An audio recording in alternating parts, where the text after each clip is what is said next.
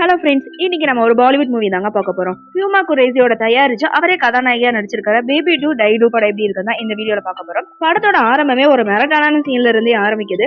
மும்பைல ஆள் நடமாட்டமே இல்லாத ஒரு ஹோட்டல் இருக்கு. அங்க ரெட்டை சகோதரிகள் வராங்க.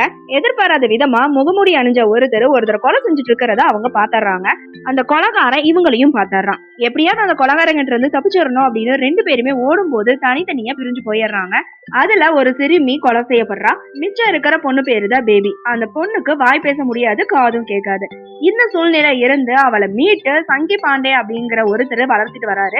காலப்போக்கில் அந்த குழந்தையான பேபி ஒரு தேர்ந்த ஹிட் உமனா மாறி சங்கி பாண்டேக்கு வேலை செஞ்சுட்டு வரா.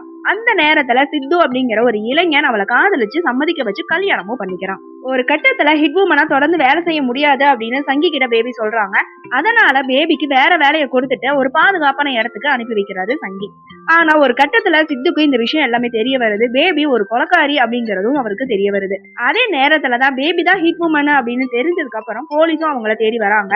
இப்போ பேபிக்கு என்ன ஆச்சு, போலீஸ் கிட்ட சிக்கினாங்களா இல்லையா, தன்னோட சகோதரி கொண்டவன பழி வாங்கினாங்களா இல்லையா, அதுதான் படத்தோட மீதி கதை. இயக்குனர் நச்சிகேத் சம்மத் தமிழ்ல வந்த ஆரண்ய காண்டம் மாநகரம் படங்களோட சாயல தான் இந்த படத்தை டைரக்ட் பண்ணிருக்காரு. அவரோட ஜஸ்டின் கே ரீன் வர்னிஷ் கேஸ் ரெண்டு பேருமே திரைக்கதை எழுதியிருக்காங்க. முதல் பாதி ஃபுல்லாவே அந்த கதாபாத்திரங்களோட குணாதிசயங்களா என்ன அப்படிங்கறது புரிஞ்சுக்கிறதவே கொஞ்சம் மெதுவா கொண்டு போயிருக்காங்க. இடைவேளைக்கு அப்புறம் படம் வேற லெவல்ல இருக்குன்னே சொல்லாங்க. அடுத்தடுத்து வர ட்விஸ்ட் அடுத்து என்ன ஆகும் அப்படிங்கறத கொஞ்சம் பரபரப்பாவே கொண்டு போயிருக்காங்க. ஹியூமா குரேஷி வாய் பேச முடியாத காது கேட்காத கேரக்டர்ல ரொம்ப பாவமான முகத்தை வச்சுட்டு கொலை செய்யற காட்சிகளை மிரட்டியிருக்காங்கன்னே சொல்லலாம். எமோஷனல் காட்சிகளையும் சரி கிளைமேக்ஸ்லயும் சரி அருமையா நடிச்சிருக்காங்க. சிக்கந்தர் கேர் வில்லனா மிரட்டியிருக்காருன்னே சொல்லலாம். ஆரம்பத்துல காமெடி மாதிரி காட்டிட்டு அதுக்கப்புறம் அவரோட கொடூர முகத்தை காட்டின அந்த டிரான்ஸ்ஃபர்மேஷன் அருமையா இருக்கு. சங்கி பாண்டே பட்டியல் படத்துல வர ஹனிபா கதாபாத்திரம் போல ஒரு கச்சிதமான நடிப்பை இந்த படத்துல கொடுத்திருக்காரு. ஒரு காட்சியில அவரோட கெட்டப் சேஞ்ச் பண்ணிட்டு வர சீன் ரொம்ப அருமையா இருக்கு.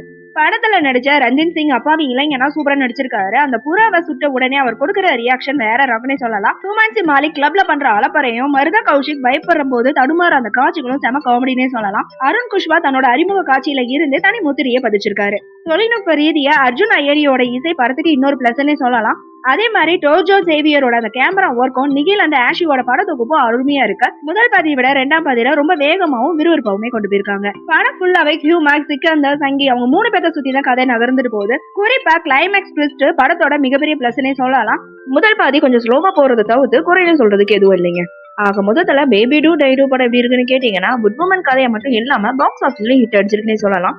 வித்தியாசமான கிரைம் த்ரில்லர் பார்க்கணும்னு நினைக்கிறவங்க இந்த படத்தை மிஸ் பண்ணாம பாருங்க.